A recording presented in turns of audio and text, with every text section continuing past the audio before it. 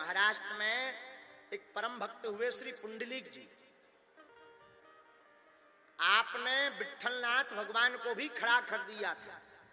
हाँ, पुंडलीक जी महाराष्ट्र के हुए। श्री पुंडलीक नाम के एक भक्त भय महाराष्ट्र में। आप बड़े विद्वान थे, भगवत भक्त भी थे, ठाकुर जी के चरणों में बड़ी प्रीति भी थी। आप तीर्थों में जाया करते थे, तीर्थों में जा जा करके आप जो है भगवान के दर्शन करते थे। आज हम कथा के पहले ही समझा रहे थे, कितना तीर्थ कर लो, अपने मताई बाप गुरु की सेवा नहीं करी सो तुम्हारे सबरे तीर्थ स्वाहा हो गए। बोलो सीताराम। और हमने आज को आगे को लोगो आदमी देखो भारी तीर्थ करत, खूब भगवान भजत, भजना चाहिए, खूब भगवान की भक्ति करत, करनी चाहिए, गलत नहीं है। पर मताई बाप घरे रो उतराबे सो तुम्हारी भक्ति कोनो काम की नहीं। आपकी भक्ति तब श्रेष्ठ है जब माता पिता को प्रसन्न कर लो। बोलो सीताराम। लेकिन मताई बाप की सेवा कब तक, जब तक देवी जी नहीं आ गई। जहां लुगाई आई सोई मताई बाप बाहर, लुगाई प्रवेश। हाँ हाँ, अरे बड़ो बड़ो जमानो, राम बचावे, बड़ो उल्टो जमानो भैया। साधु जी पुंडलीक ऐसे भक्त भय कि आप खूब तीर्थ करवे। एक बार तीर्थ यात्रा पर निकले, रास्ते में एक साधु का आश्रम दिखाई पड़ा।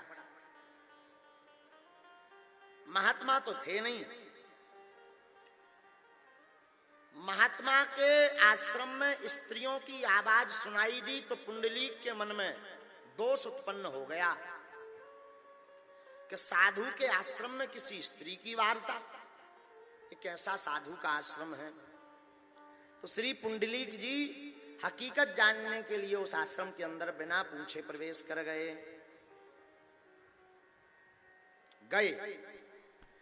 और जैसे ही अंदर गए भैया हरो, सोई बहुत सी स्त्रियां उस आश्रम में रह में, कोई लिपाई कर रही, कोई पानी भर रही, कोई झाड़ू लगा रही।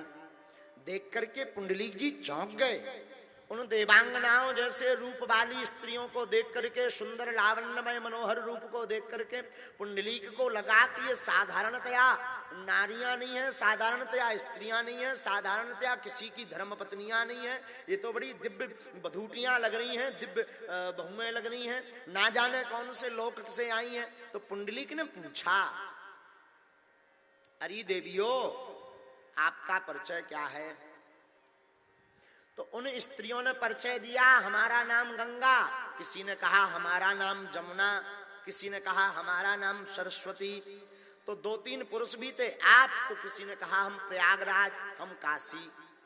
चौंक गए पुंडलीक जी, ये तो सब तीर्थ है। अरे भैया आप क्या कर रहे हो?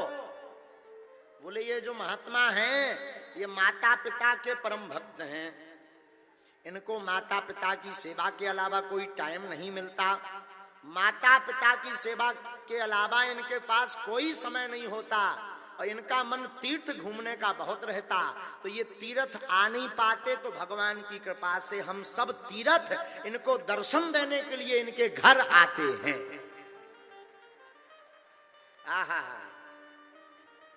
पुंडलीक जी की अंदर की चेतना जग गई कि बताओ, माता पिता की सेवा करने वाले के घर पर स्वयं तीर्थ विराजमान रहते, हम तो बेफिजूली में यत्र तत्र तीर्थों में भाग रहे। पहले माता पिता की सेवा करनी चाहिए।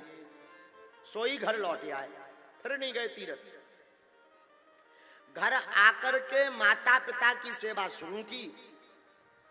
कई साल बीत गए, माता पिता और गुरु की सेवा में इतने डूब गए कि शरीर का भान नहीं रहा, ध्यान नहीं रहता था। रातें कितनी बिना सोए गुजर गई पता ही नहीं लगा, बिना खाए कितने दिन निकल गए पता नहीं लगा।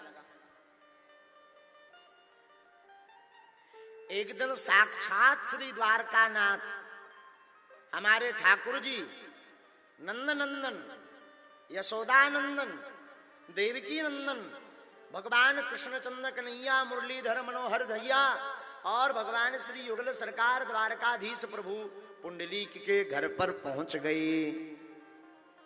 आहा, अब पहुंचे तो आवाज लगाई, अरे भैया पुंडलीक जी। तो भीतर से पुंडलीक जी अपने माता पिता की सेवा कर रहे थे चरणों की, तो भीतर से आवाज गई, भैया कौन है? तो बाहर से आवाज आई, भैया हम द्वारकाधीश भगवान। पुंडलीक जी बोले, देखो प्रभु, अगर भगवान हो तो क्षमा करो, अबे हम अपने माता पिता की सेवा में हैं, अगर आपको हमसे मिलना है तो आपको इंतजार करना पड़ेगा, टाइम नहीं है।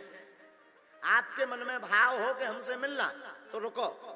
भगवान बोले, भाई कुछ बैठने को तो पूछो।